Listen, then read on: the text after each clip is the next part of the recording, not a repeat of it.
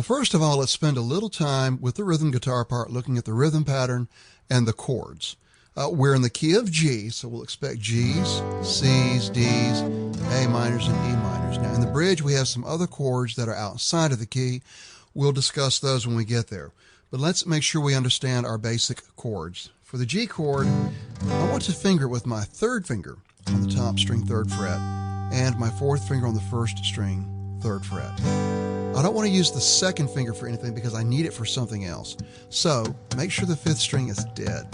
To do this, my 3rd finger that's holding down the 6th string is just lightly laying on the 5th string just to deaden it. I don't want to lay it all the way out, I will fret it, just enough to kill it. So that's how we want to get the G chord. C chord is just our standard C chord.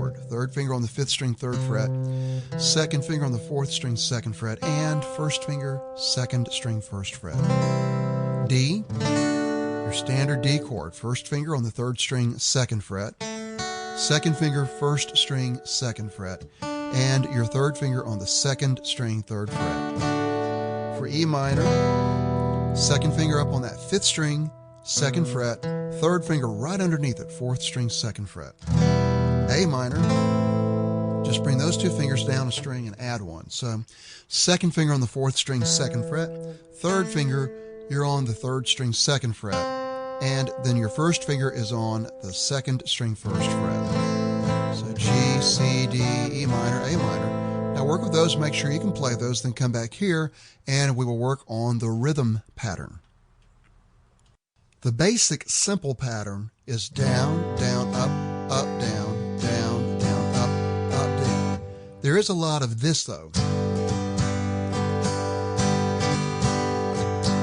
Now this is based on the same pattern, we just have an extra stroke in there.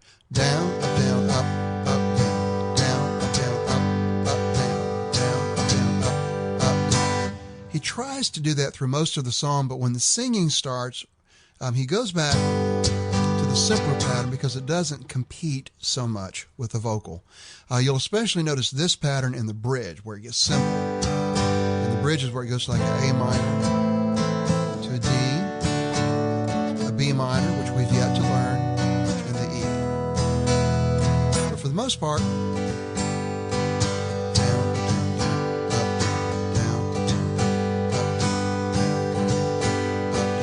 like I said, sometimes he will abandon that pattern, but it's no big deal. Where it really is important, though, is on the intro, and anytime we have 2 measures of G in between the verses. That's that groove that opens up the whole song. So let's take a look at it separately.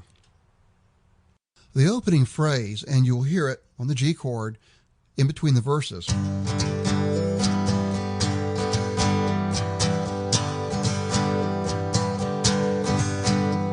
Sounds like that. Now let's take a look at what's happening here. We have our G chord, and then you're going to have a G6. To do this, I'm adding my 2nd finger onto the 4th string 2nd fret.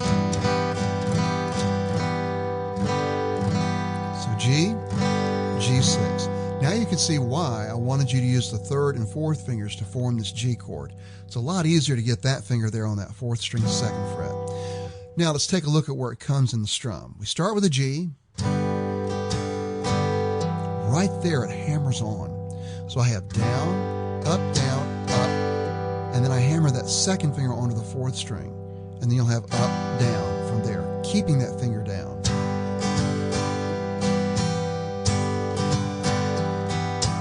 Down, down, up, hammer, up, down.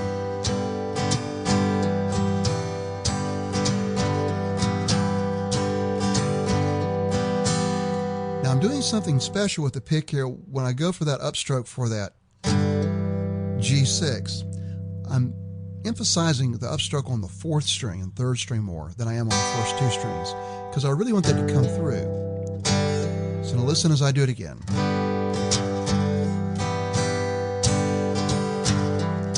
So I'm really aiming for that 3rd and 4th string for that upstroke. Down, up, hammer, up, down. Now work with that until you can play that smoothly, and then come back here and we will start plugging all of these chords into the song. Well, let's start with the intro. We will have 4 measures.